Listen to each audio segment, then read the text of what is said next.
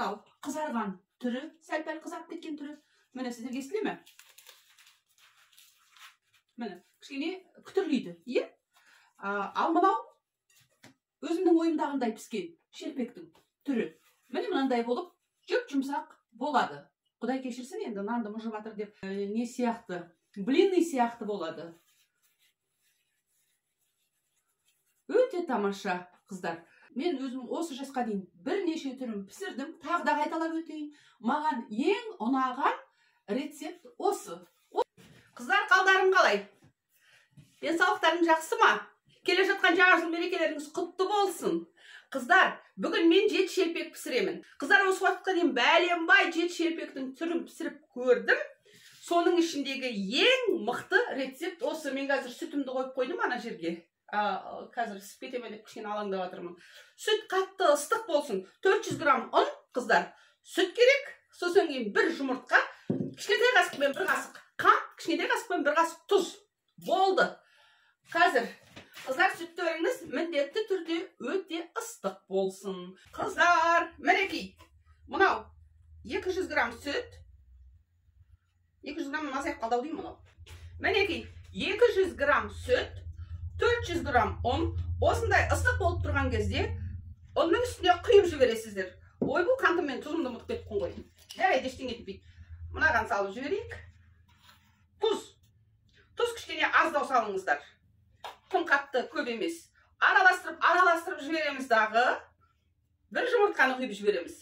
Мінекей, жұмыртқа шығып піспайды, қорықпаңыздар. Мінекей, осы қалпында қазір газды өшірдім ба? Осы қалпында қазір араластырып жібереміз, қыздар. Қыздар, мынау пока ыстық, сондықтан да мынандай қасықпен араластырыңыздар. Е, әзірге. Қыздар, пока мынау кішкене араласқанға дейін айтайын. Өткен жолы мен ана осы жет шелпек пісірген кезде осы нені қосам ғой, жұмыртқаны. Сол кезде маған бір подружкам айтқан, өй жынды, оған жұмыртқа қоспайды деп. Әркім әртүрлі айтады. Комментарияда маған жазып жатыр, оны сүтпен, тұзбен суға ғана ерейді дейді. Мен соны әдейі арнайы білу үшін мешітке барған кезде молдадан сұрадым. Осындай әңгімелер болып жатыр, сол қалай болады деп арнайы сұрадым. Сонда ол кісінің маған айтқаны, оны видеоға түсірмекші болып едім, ол кісі маған қарсы болды. Жоқ, түсірмей-ақ қой, керек жоқ деп. Сонда маған айтқаны, ол мәселе оның рецебінде емес дейді. Жет шелпектің рецебінде емес мәселе дейді. Мәселе сіздің ниетіңіз таза болсын, дұрыс болсын. Содан кейін сіздің үйді иіс шығару керек дейді. Майдың қоңсыған иісі шығу керек дейді. Содан кейін Құран оқылу керек. Жаңағы әлгі ұн мен суға ғана, тұзға ғана деген нәрсе дұрыс емес дейді маған айтқаны ол кісінің. Қамыр, қыздар, жұмсақ болсын. Мінекей, өтті жұмсақ болып шықты. Қыздар, арнаға жазылып, кішкентай ғана қоңыраушаны баса кетіңіздер. Қыздар, бір лайфхак айтайын ба? Негізі жет шелпекті таңертең пісіресіздер ғой. Сондықтан да түнді тура осылай етіп илеп, содан кейін холодильникке салып қойсаңыздар, ертең таңертеңінде пісірсаңыздар, вообще күшті болады. Жүп-жұмсақ болып иленді. Жүп-жұмсақ, қыздар. Астына кішкене ұн себеміз. Қоямыз. Үстіне де кішкене ұн себеміз. Мәне, қыздар. Тура өсті. 15-20 минутқа қоямыз. Не ғұрлым ұзақ тұрса, соғырлым жақсы болады. Вот так. Қазір 20 минуттан кейін арғарай істейміз. Қыздар, міне 20 минут, 15-20 минут деген болатынмын. 15-20 минут емес, тіпті 1 сағаттан асып кетті.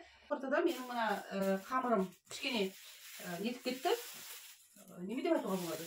Жұмсап кетті, қатты жұмсап кетті. Арасында мен бір рет илеп қойдым бұны. Мінекей, қамырымыз дайын. Арасында бір рет иледім деп айттым, е. Енді қазір мен бұдан кесіп жет шелпекті жасайтын боламын. Міне қолға жабысып жатыр, көріп тұрсыздар, жұмсақ жаққа жабысып жатыр, көріп тұрсыздар, иә. Енді мен бұдан қазір жасайтын боламын жет шелпекті. бір рет илеп жіберсеңіздер де болады. Илемейін десеңіздер илемей-ақ қойыңыздар. Шамамен мынандай үлкен бауырсақтың үлкендігіндей болғаны дұрыс.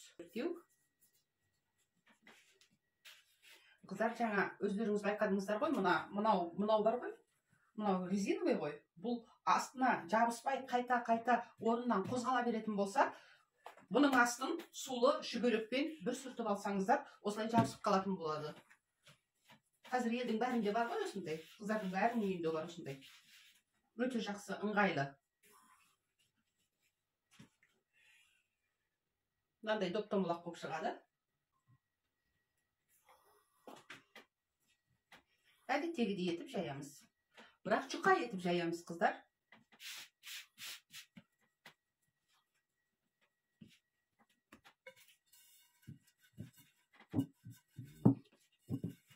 Жұп-жұқа алып жайсаңыздар, одан кейін бұны қайнап тұрған ыстық майға бір-бір матырып, мына жағын салып, айналдырып жіберіп, келесі жағын аударып, айналдырып жіберіп, сөйтіп ала саласыздар. Жылдам піседі. Және жұп-жұмсақ осындай қалпын ұстайды. Мінекей, саламыз.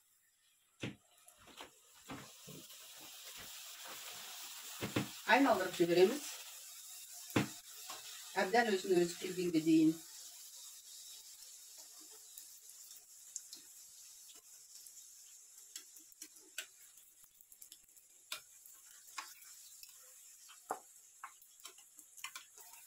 Міне. Уже қызартып кетті.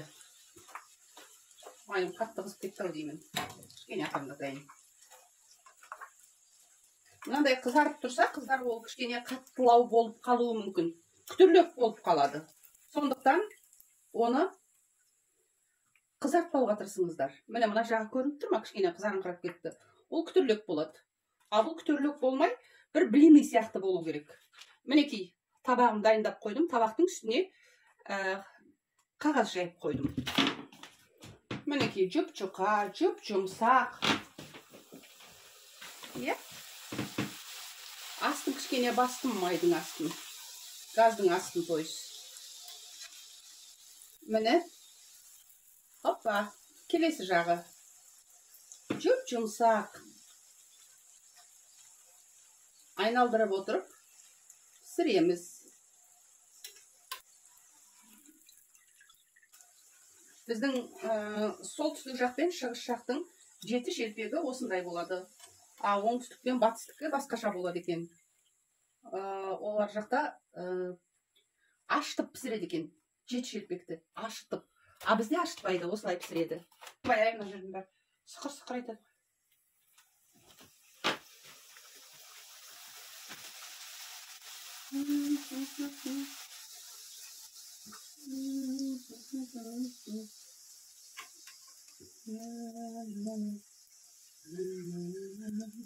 Опа, мінекей. Мінекей қызарып бара жатыр тағы да. Майдың қатты қызғаны дұрыс. Міне қыздар, жеті шелпегіміз дайын. Қыздар, міне жеті шелпегіміз пісті. Міне мынау қызарған түрі, сәл-пәл қызарып кеткен түрі. Міне сіздерге естіле ме? Міне, кішкене күтірлейді. Ал мынау өзімнің ойымдағындай піскен шелпектің түрі. Міне мынандай болып, жұп-жұмсақ болады. Құдай кешірсін, енді нанды мұжып атыр деп нетпеңіздер. Мінекей, мынандай болып, дәл бір не сияқты, блины сияқты болады. Өте тамаша, қыздар. Ал мынау, енді мынау қате, мынау дұрыс деген емес, бұның қате дұрысы жоқ. Әркімнің өзінің вкус дейді ғой орыстар. Әркімнің өзінің таңдауы бойынша. Кей адамға бұлай ұнайды, кей адамға бұлай ұнайды. Менің өзіме бұлай ұнайтын болғандықтан көбінесе мен осылай пісіремін. Міне мынау қызарып кеткен түрі, бұл да жақсы. Әркімнің өзінің қалауымен. Бұлай пісірсеңіз де болады, бұлай пісірсеңіз де болады. Ал маған осылай жалпы ұнайды. Қыздар, міне, мен өзім осы жасқа дейін бірнеше түрін пісірдім, тағы да қайталап өтейін. Маған ең ұнаған рецепт осы. Осы болды. Маған ең ұнаған рецепт осы. менің каналымда және де нан ашту, қамыр ашту кезінде қыздардың жіберетін 2 қателігі деген тақырыпта видео бар. Қамыр ашқан кезде жіберетін 2 қателік. Каналға жазылыңыз, кішкентай ғана қоңыраушаны басыңыздар. Әлі де талай өзімнің білетін, қанша жерден үйренген өзімнің лайфхактарыммен сіздермен бөлісетін боламын. Қыздар, пока! Ниеттеріңіз қабыл болсын, қыздар.